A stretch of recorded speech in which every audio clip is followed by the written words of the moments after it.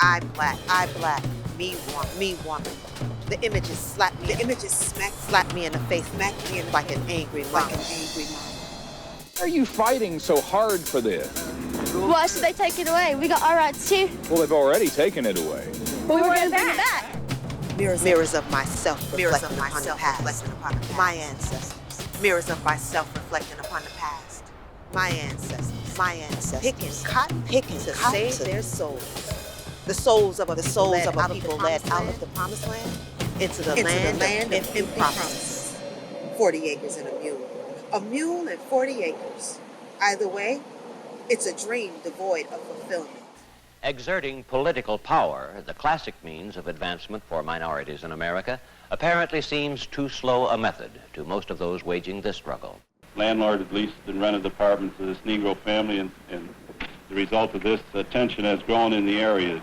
Groups have been gathering every night. They want to throw white children and colored children into the melting pot of integration, out of which will come a conglomerated, mulatto, mongrel class of people. Both races will be destroyed in such a movement. I, for one, under God, will die before I'll yield 1 inch to that kind of a movement. But these thin troops in here and put the bayonet behind every one of us, we still will not mix up with a bunch of black savages. I think the hardest part for me is the realization that an extremely large swath of this country despises me and my humanity, and that my hopes and dreams and aspirations for our lives are an anathema to them, and their sense of self-worth is predicated on our debasement. I saw a large crowd of people standing across from the soldiers guarding Central. Then somebody started yelling, "Lyncher! Lyncher!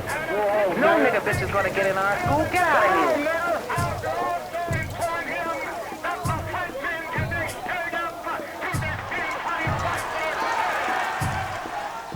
Their sense of self-worth is predicated on our debasement. It's something like swimming out to sea, no end in sight. After a while, your feet start hurting. You get tired. You get bored. You start thinking about all the other places, all the other things you'd rather be doing right now.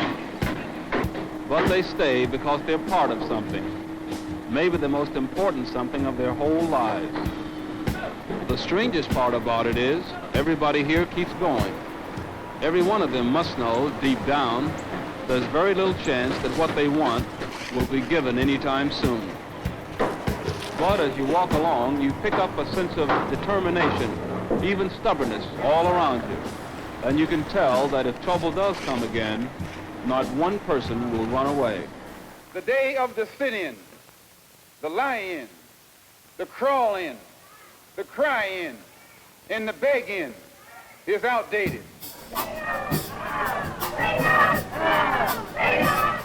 It isn't until the so-called least of us is free that I'm free, or for that matter, any of us. Because if, as human beings, we cannot live in our country and be accepted as human beings and free citizens, then something is the matter with something, and it isn't me.